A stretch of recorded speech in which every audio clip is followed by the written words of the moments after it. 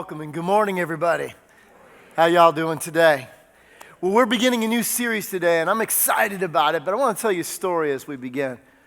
A man was dealing with some health issues, so he and his wife went to visit the doctor, and the doctor immediately did a bunch of tests on him. And after the test results came in, he sat down with the couple in his office, and he asked the gentleman if he would please excuse himself into the waiting room for just a moment. He wanted to consult with his wife first. So as the man went out into the waiting room, the doctor said to the wife, "Listen, I need you to understand that your husband's condition is fatal. But there is hope. I do believe that if you will do what I'm about to ask you to do, it can make the difference in your husband's life. If you'll go home with him and not upset him at all, if you'll do everything that he asks you to do, if you'll cook him his meals, if you'll take care of him, if you'll never get him anxious or upset, if you'll never engage him and get upset at him, but that you'll serve him hand and foot, if you'll make all of his meals, that you'll be intimate with him anytime he wants, that you'll give him control of the clicker and let him watch anything he wants to do, that you won't bring stress or difficulty to his life. If you can do this, I believe he can live and not die." So the woman goes out into the waiting room to see her husband, and his immediate question to her is, "What did the doctor say?" And so she looked at him and said, "The doctor said, you're going to die." That's a bad joke, but you all knew the punchline before I even said it, right? In today's series, we're going to begin a series called 1 Year to Live. 1 year to live, because here's the premise behind this series. What would you do if you went to see the doctor and the doctor told you after a series of tests and multiple consultations, not just one doctor, 2, 3, 4 doctors told you, all conclusions settled, that you had 1 year to live. And in that year, you wouldn't have any weakness. The sickness, the disease that you're dealing with wouldn't incapacitate you. That you would just die. A year from now, you would be dead. What would you do with that? And more importantly, listen, what would you do with the time that you had left? What would you do with the time you had left? Because listen to me. The degree that we would alter our viewpoint about life and our behaviors is the difference between your present view of life and the biblical view of life. If you're taking notes with me today, look, our time is our life. Our time is our life. Here's the biblical view of life, that our sojourn on this earth is brief. It's momentary. And God has given to every single person born into this earth the most precious of all commodities. All of us have been given the exact same amount, and we are responsible for how we spend it. And you know what that commodity is? It's time. Nobody has any more, nobody has any less. And the Bible gives us this understanding that there's an urgency, there's almost a compelling for us to invest it wisely. And so in essence, the biblical view of life requires of us to use our time in a wise fashion. Now, the earthly view of life denies the imminence of death, and it treats the temporal like it was eternal. And so, today, if you have a Bible, I want you to turn to the book of Psalms. If you're brand new to Bible reading, real easy. If you have a Bible with you, just go right to the middle of any Bible that you have. You'll be in Psalms. Find Psalm 39. Psalm 39, that's also in your notes, and the scriptures will also be on the screen. But listen, David wrote this particular psalm, Psalm 39.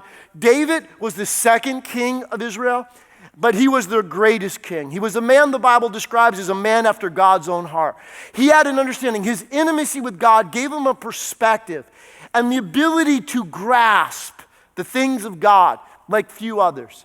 And David penned this psalm, and look at what he says in verse 4 of Psalm 39. He said, "Lord, remind me how brief my time on earth will be." Why did he say, "God, remind me"? Because you know what? We so often in life fight against that reality. But here's the point. Our time on earth is brief. And look what the Bible says, it goes on further. Remind me that my days are numbered. How fleeting my life is. Verse 5. You have made my life no longer than the width of my hand. My entire lifetime is just a moment to you. See, God is everlasting. Therefore, no matter how long our time is on earth, he says, from that point of view, from God's point of view, that our time on earth is but a moment. See, so many of the New Testament writers were inspired because the Bible communicates the same truth, Old Testament, New Testament. Because James said life is like a vapor. It's here today and gone tomorrow. And where do they get that from? Because all the writers had this grasp and understanding. He said, my lifetime is just a moment to you. At best, each of us is but a breath. Verse 6. We are merely moving shadows, and all our busy rushing ends in nothing. Now notice this next part, because what do most people spend most of their time doing? Attaining wealth, right? He said, we heap up wealth, not knowing who will spend it. Trust me, I have overseen lots of funerals. And I can guarantee you this, all that you earned in this life, you ain't taking nothing with you. Somebody else is going to spend it. We heap up wealth, not knowing who will spend it. Verse 7. See, you may think your kids will spend it, but they may marry somebody that'll spend it in a way you didn't anticipate, right? So, Lord, where do I put my hope? My only hope is in you. See, the Bible gives us a grasp of realism. Now, today's message, this series, is not morbid. It's not a doggy downer. It's directly the opposite, because the biblical worldview on life is hopeful. And why is it hopeful? Because the Bible teaches us that there is more than the life that we're now leading, that there is a world to come, that God has a world he's created, and in essence, beyond the natural order that we presently see. But our only hope in that end is in God. The Bible is real. The Bible gives us this clear and direct understanding. Because you know what? You can fight it all day long. You can deny it so. But the last time I checked the mortality tables, it was 1-to-1. Okay? Mortality is running 100%. Because all of us were born, and unless Jesus returned, all of us will die. You know, you have an appointment you can't escape. It's appointed to every man once to die. And so in essence, the point of this is it's grasping this because it's our understanding, because really there are only 3 worldviews, okay, when it comes to this end. The first worldview is naturalism, okay, or we can also call that humanism or atheism, okay, and it basically declares this, that all there is the world in which we now see, the material world in which we're all a part of. This is all there is. So when you die, it's over. You become worm food. That's it. There is no more. To me, that's kind of depressing, but there were a lot of people who believe in that, okay?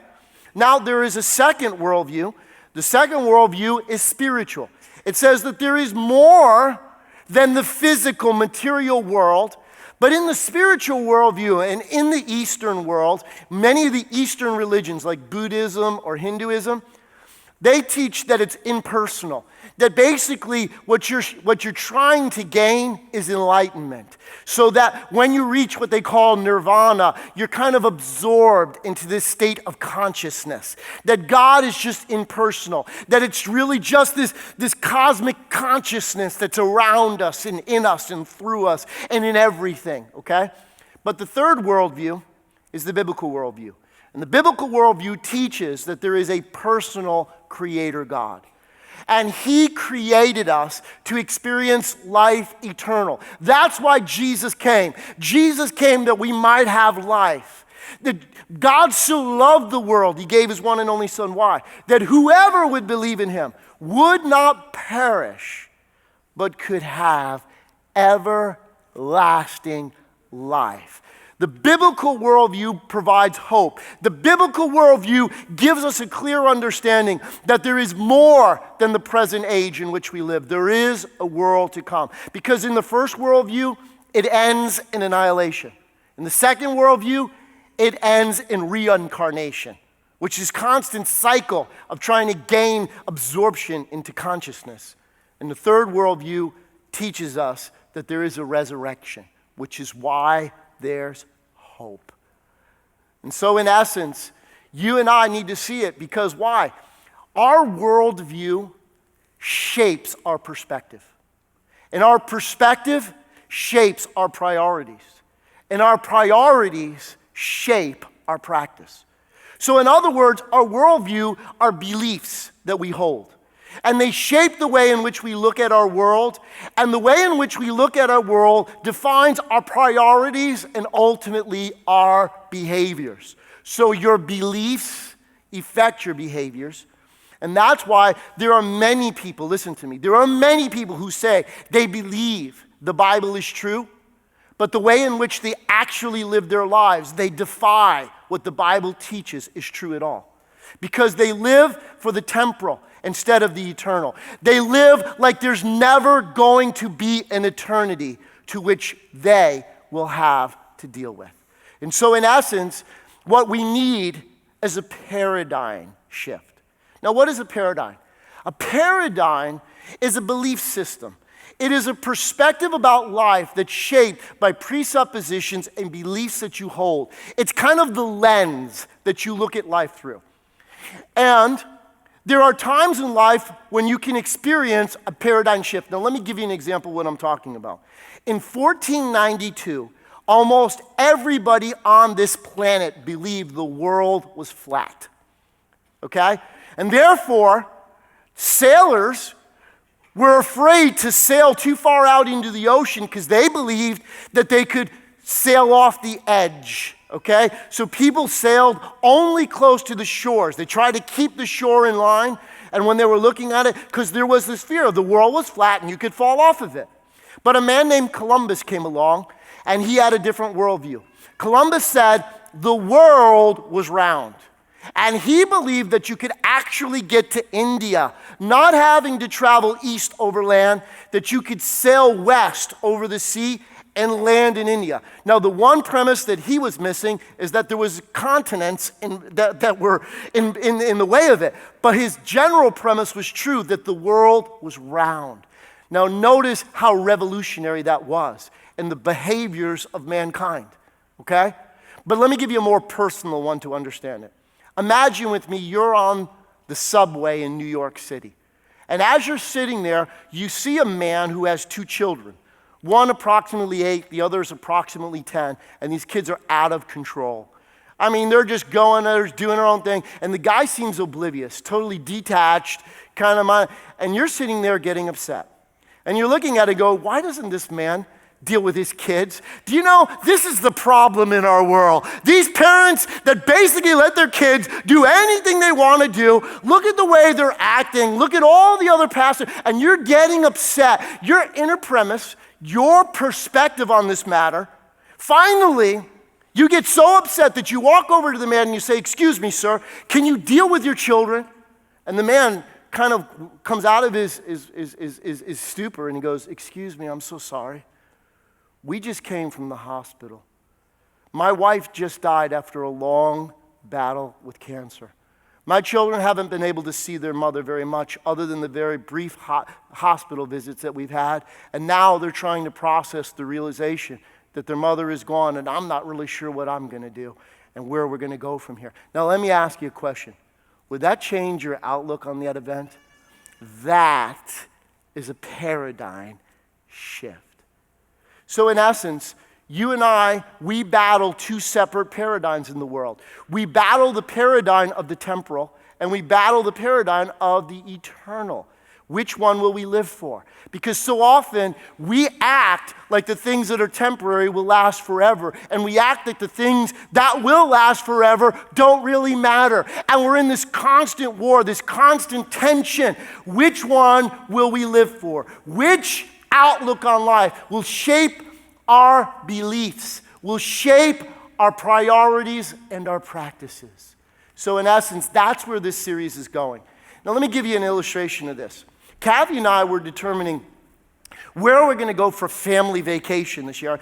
And we haven't always been good about planning well ahead of time in this end, but we came to this realization, you know what?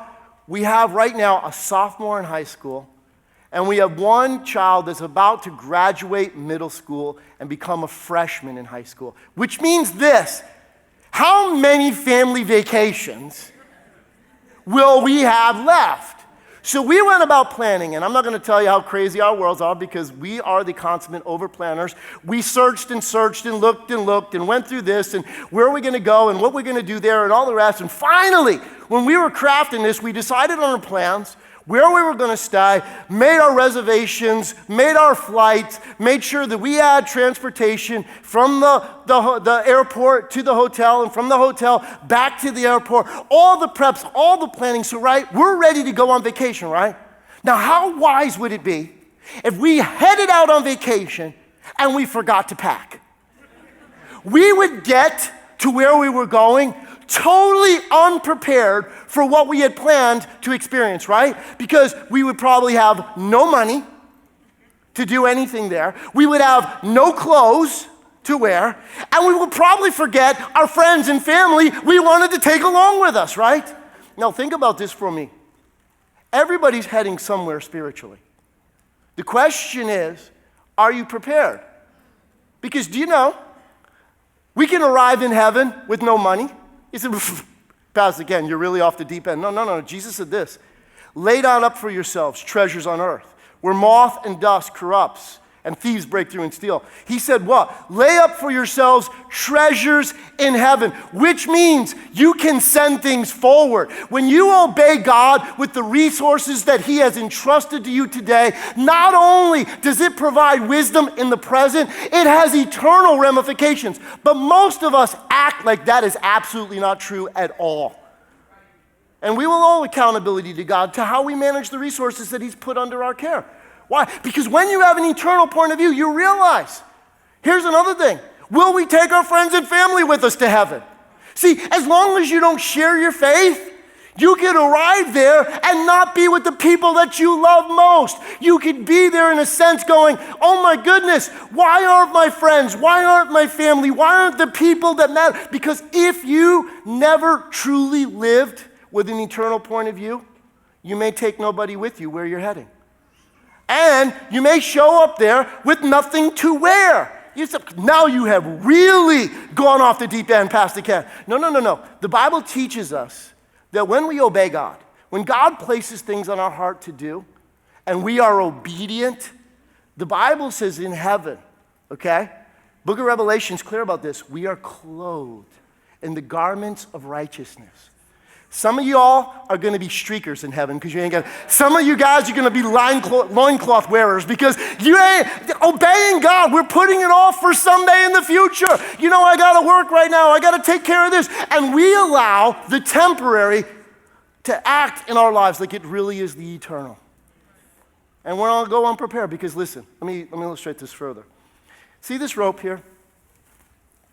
See this red end? All of us have a starting point in life. We're born into the earth. But this red part here represents our time on earth. And we forget that this rest of this represents eternity, which goes on and on and on and on and on and on, right? But we are so obsessed with this little piece right here that we're saying, you know what, I'm going to store all this up because I'm concerned about this last little piece right here. So at the end of my life, when we act like the rest of this doesn't exist, but you and I must realize that time on earth is really only a dress rehearsal to what part you will play in eternity. And God is telling us that when we live with a different paradigm, when we begin to understand things in a different vein, then we can actually begin to live our life from a different perspective. And why is that important? If you're in the book of Psalms, look at Psalm 90. Moses wrote this. It's the only psalm that Moses wrote.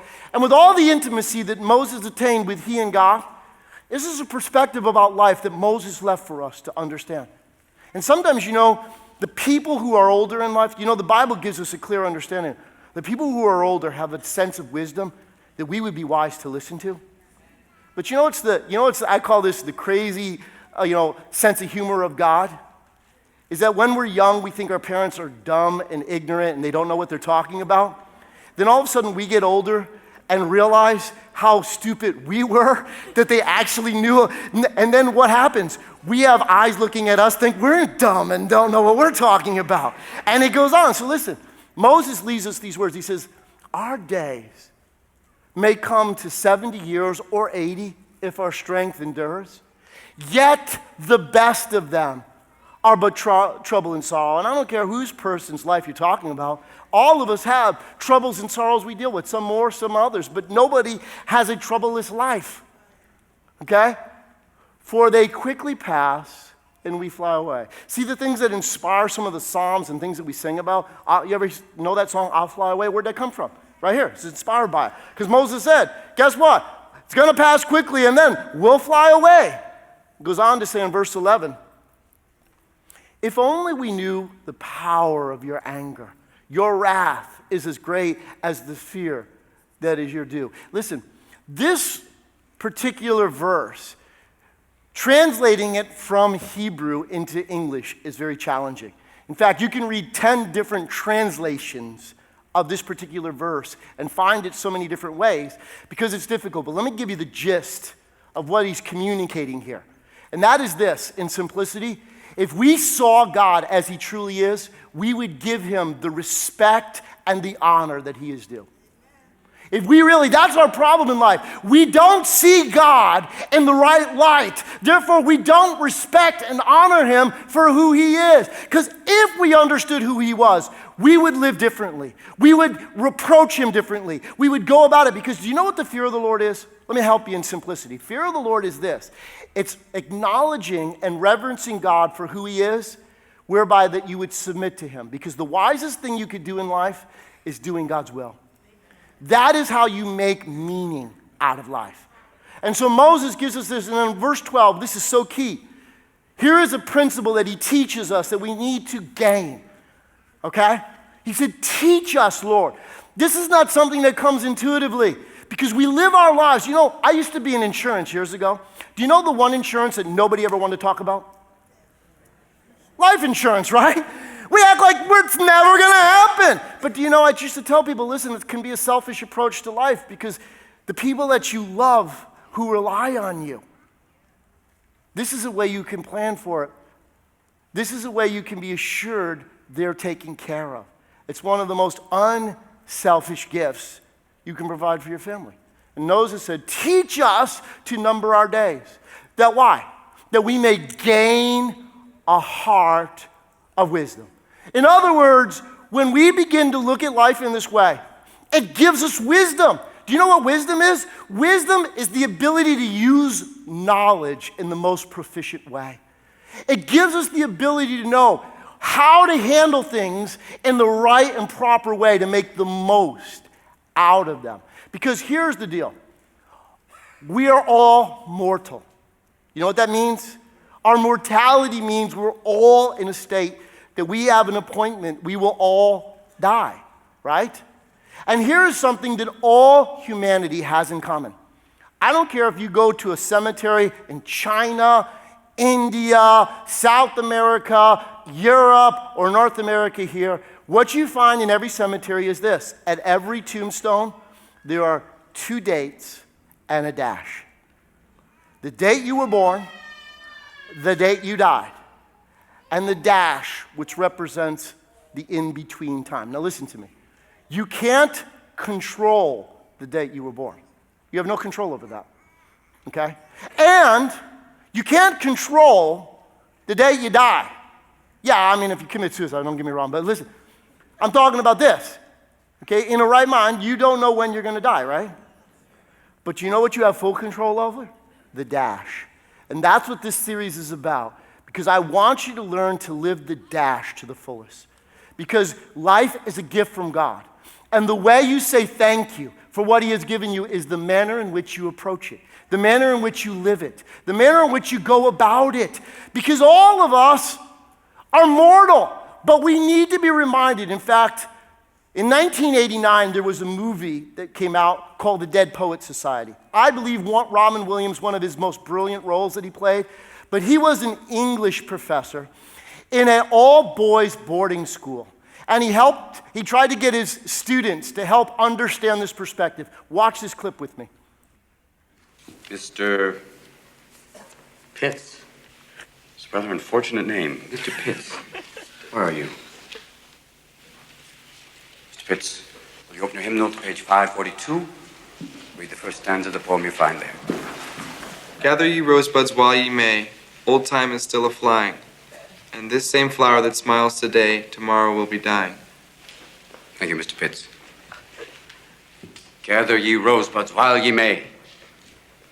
The Latin term for that sentiment is carpe diem. Now, who knows what that means? Carpe diem. That's seize the day. Very good, Mr. Meeks. Meeks. Another unusual name. Seize the day. Gather ye rosebuds while ye may. Why does the writer use these lines? Because he's in a hurry. No. Ding! Thank you for playing anyway. Because we are food for worms, lads. Because believe it or not, each and every one of us in this room is one day going to stop breathing, turn cold, and die. I'd like you to step forward over here and peruse some of the faces from the past. You've walked past them many times, but I don't think you've really looked at them.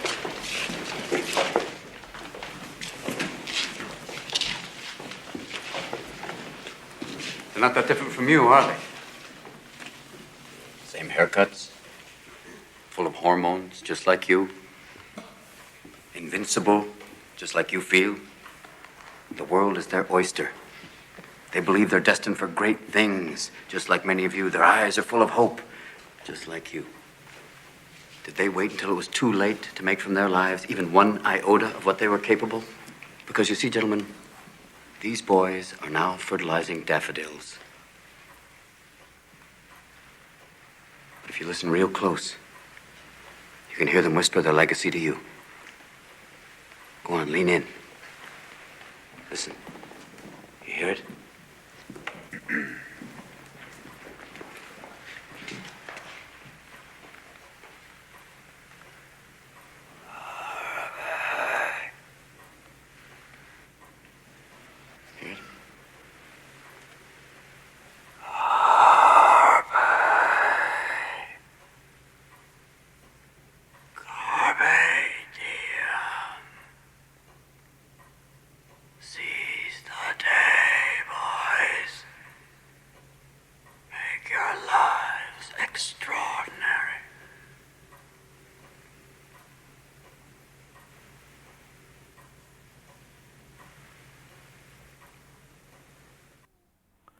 Carpe diem.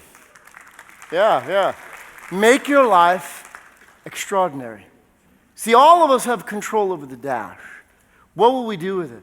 And why is this a problem? Because here's the thing that we all deal with. Life's pressures, life's concerns, life's responsibilities that we begin to deal with. And we start to fight the tyranny of the urgent, where things in life demand our attention. And they pull us away. And what can happen is if we give in to that end, is it can squeeze our soul and starve our spirit. And if that happens, we lose perspective on life. And we begin to live for the temporal. We begin to live for what's passing without even realizing it. Because there is this wrestling match. There is this war within us. Will we give attention and time to what really matters? To the people in life, to the relationships, to the things that we know will last? Or will we give in to the things that are fleeting, the things that are passing, the things that matter nothing? Because if we act like we always have time, if we act like we always have opportunity, if we act like there's always another chance, nothing promises you tomorrow. The reality is, what will you do with today? What will you do with the opportunities that present themselves to you today? If you begin to live this way, because we have this internal battle. That's why John the Apostle said, he said, don't love the things of the world. For all that's in the world, the lust of the eyes, the lust of the flesh, and the pride of life, all of it is passing away. But he who does the will of the Father shall endure forever. So we have this opportunity. Which paradigm will we live by? Which viewpoint in life will we come about? Will we live with an eternal viewpoint, or will we live with a temporal viewpoint? Will we give in to the things that don't matter, or will we actually make decisions that matter? So what am I saying today? Am I saying that we should become so heavenly minded that we're no earthly good? No, exactly the opposite. No, not at all. Because when you gain a perspective, when you gain an understanding of eternity, when you grasp this, look, if you're taking notes, this is the big idea today. Look at. Grasping life's brevity gains us a heart of wisdom. Grasping life's brevity gains us a heart of wisdom. In other words, seize the opportunities you have today. Live your life today like everything you did mattered. Like the time that you have with your spouse, the time that you have with your kids, the time that you have with the things that have been presented to you. Don't pretend like you can just put this all off to someday, because you don't know that someday will ever come. If you get used to making excuses for not seizing the opportunities and living your life for what matters, you will miss out on it. It's kind of like this. If you went to the mall and you knew you had only $100, and listen, no credit card, because a lot of you are living on borrowed time, yes. So listen to me. If you knew you only had $100 to spend, you would, if you gained wisdom, you would spend it wisely. You wouldn't spend it on foolish things that you would regret later. You would begin to live your life with meaning. See, when you grasp life's brevity, it gains you a heart of wisdom that recognizes, don't give in to the things that don't matter. Don't waste my time on the things that won't last, but give myself to the people and the opportunities and the things that I know matter most in life. Give myself to what's important and battle against the things that truly don't matter at all. Why? Because God has put eternity in our hearts. Look at this scripture. Solomon, writing from a totally earthly perspective, Solomon, the book of Ecclesiastes, is written to those that are under the heavens, meaning it's written from an entirely earthly point of view. And look what he says. He has made everything beautiful in its time, and he has also set eternity in the human heart. In other words, every single human being has a grasp or an understanding of eternity in our heart. I didn't say in your head, I said in your heart. But you know the problem is? We can fill our heart with so many other things. That's why Jesus warned us. He said, do not let the cares of this world, the deceitfulness of riches, the lust of other things, entering into your heart, choke out the opportunities. Don't live for what is temporary. Because why? God has put eternity in our hearts. Yet no one can fathom what God has done from beginning to end. You see, God has given every one of us a day. And what are we doing with this day? What are we doing with the opportunities before us today? How are we living life? How are we approaching it? Because so often, to live a life without regrets, living a life that says, you know what, I'm not going to waste those opportunities. If I gained wisdom, it would direct the decisions that I would make in life. Imagine with me for a moment, if you had wisdom to ask the right question in life. Not ask the question, what can I get by with? Ask the question, what's the wise thing to do? Imagine if you asked that question before you went on spring break. You might not have to come back and cover your tracks and want things that you might not want to talk about in life. Imagine if you began to ask the question with your resources, with your money, what's the wise thing to do? Not the expedient thing to do. What's the wise thing to do? That you would have far less regrets about the things that you did. If you and I began to view life from this paradigm, it would give us the ability to live a life of meaning, a life of purpose. In fact, listen to this. Bonnie Ware, who was a hospice nurse in Australia. Now, in this particular hospice she worked in, it was a very interesting one because she spent anywhere from the last 3 weeks to the last 12 weeks in people's lives. And over this time, she accumulated this. She wrote a book, and she noted this, and I want to read this to you because she says, when questioned about any regrets, her communications and caring for her patients, this is what she discovered. When questioned about any regrets they had, anything that they would do differently, common themes surface again and again. Here are the most common 5. I'm going to read you the top 2, okay? Starting at number 2. So these are the things that she gained were the common threads through the people that she cared for who were facing death. Number 2 regret they had. I wish I didn't work so hard. In other words, she said this came from every male patient that I nursed. They missed their children's youth and their partner's companionship. Women also spoke of this regret, but as most were from an older generation, many of the female patients that I served were not the primary breadwinners. All of the men I nursed deeply regretted spending so much of their lives on the treadmill of their work existence. By simplifying your lifestyle and making conscious choices along the way, it is possible to not need the income that you think you so desperately think you do. And by creating more space in your life, you become happier and more open to new opportunities, ones more suited to your new lifestyle. And here is her top regret. And listen, if you're a teenager here, if you're a young adult, hey, if you've been sleeping or you've been waiting for that boring guy to stop talking, please wake up right now. I need your constant attention because what he's about to say, this is really, really important, okay? And this is the number one thing that people regretted at the end of their lives. So listen carefully. I hope you gain this from your youth. Number 1 regret they had, I wished I'd had the courage to live a life true to myself and not the life others expected of me.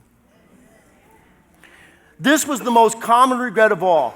When people realize that their life is almost over and look back clearly on it, it's easy to see how many dreams have gone unfulfilled. Most people had not honored even half of their dreams and had to die knowing that it was due to choices they had made and not made. It's very important to try to honor at least some of your dreams along the way. From the moment that you lose your health, it's too late. Health brings freedom few realize until they no longer have it. So, here are some turning points. What do we do with all this? If we were to grasp this, because today is an introductory message to this series, and this is what I want you to understand. If you were to grasp this perspective, here are some turning points that you can begin to apply. Number one, and that is turn your when into now. So often we say, you know what, someday I want to do this, someday I'm going to do this or do that. We constantly put it off to the future. We constantly say, I want to get to that, but let me tell you, the Bible says, this is the day the Lord has made, and I will rejoice in it. God doesn't promise tomorrow. God says, what are you going to do with today? Jesus said, don't worry about your life, because sufficient unto the day are the challenges that you face right now. Trust God. That's the only place to stake your hope. Because you know who one that gets ignored the most whenever you allow life-shifting priorities one? You know who one? Besides your family, the first one that gets neglected is God. Honestly, we say, someday, I need to work hard right now. I need to put in an extra shift. I need to do all this because someday. I want to start going on first Saturday and go out on the first Saturday outreach. That would be so meaningful. That would be so great. I'd love to go serve in the community. But you know what? Right now, I got, a garage to paint. I got lawns to cut. I got this to do. And as long as we're constantly making excuses, because guess what? You're always going to have tasks. You're going to always have duties. You're going to have always things that you're going to have to accomplish. If you keep shifting the temporary to the eternal place, what I'm trying to encourage you is to turn your when into now. Do it now. Faith is. Faith requires something that we do now. So whether it's first Saturday, whether it's a mission trip, you go like, oh, one of these days, I want to take a missions trip. Guess what? We're doing missions now. You can get involved now. If you put it off to tomorrow, you may never get. Whatever God is putting in your heart, turn your when into now. Stop banking on the fact of what you can't assure. You have to seize the moment. Carpe diem. Live life with meaning now. Because what I want you to ultimately do is, if you knew you had 1 year to live the rest of your life the way you would live that 1 year. Live life with meaning. Live life with purpose. Second turning point. Turn your intentions into actions. Why? Because we have so many intent. I intend to start treating my wife nicer. I intend to start eating better. I intend to start exercising. I really intend to start serving in the church, doing something meaningful. I intend to do that. But as long as you keep putting it off and never do it, listen, you know what's amazing about our human nature? We judge everybody else by their actions, and ourselves by what? Our intentions. Because I intend to be generous with my money. Because I intend to put God first. Because I intend to do it. We can excuse ourselves from not actually doing it day after day after day after day. No, begin to turn your intentions into actions. Faith requires an action. Live for God today. Live for God and stop regretting the things that you don't do and start enjoying the things you have the opportunity to do right now. Your family, your friends, your job, the things in your life. Live them with purpose. Live them with meaning. Stop acting like someday is going to be the day that you're living for. No, live today, because the way we live today determines how you will live for eternity. Again, as I said, it's a dress rehearsal. If you're not faithful with the little things, how makes you think God will ever put you in charge of the bigger thing? No, today is the day the Lord has made. Turn your intentions into actions. And lastly, turn your whole heart to Jesus. How many of us hold back a portion? We give it to our jobs. We give it to our hobbies. We give it to so many other things. And we say, someday, God, I'm going to be in that place. I'm going to retire, and then I'm going to give you everything. And you know what? Listen to me. If you're a parent, if you're a grandparent, the best thing you could do for your kids? Live for God with all your heart. The best thing you could do for the people in your life you love the most is live for God today like it mattered. A man came to Jesus one day and said, Lord, what does God expect most from my life? What's God's number one priority? Jesus said, what does the scripture say? He said, love the Lord your God with all your heart, soul, mind, and strength, and love your neighbor as yourself. Jesus said, you're right on the door. Go and do that. That's living life to the full. Give God all of it. Give him your whole heart. See, the problem why so many people in our lives are not influenced by our faith is because we think serving God, our service to God, we think is being in the secret service. In other words, nobody knows that we really love God because we never let our actions and our attitudes say, you know what? I love God. I'm going all the way. I found a Savior who gave everything for me. So I unashamedly praise him. I go to church on Sunday. I'm not afraid to say that. You live for God with your whole heart, and life begins to matter because you know why? The only thing you can take into eternity is what you do for God today. The only thing that lasts is what you do for Jesus now. That lasts for all eternity. So give God your whole heart. And that is a life without regrets. That is living life to the full. That is living for it all. Stop reserving it back. Stop holding back. Give God everything and begin to live your life to the full. Imagine with me for a moment. Imagine with me. If we actually began to live by that paradigm. Actually, if we had the courage to say, you know what? I'm not in slavery to my work.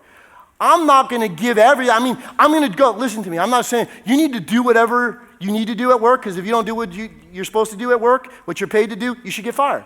No, I'm talking about not letting your company think like they own you, asking for more and more and more and more. No, you need to cheat that and give to your family what you can only give to your family. Give to your God what you can only give to your God. And stop allowing the temporary to overshadow the eternal. Live your life to the full. Because if you acted at work wise, God would give you the ability to redeem your time. In other words, you'd get more done than all your other coworkers.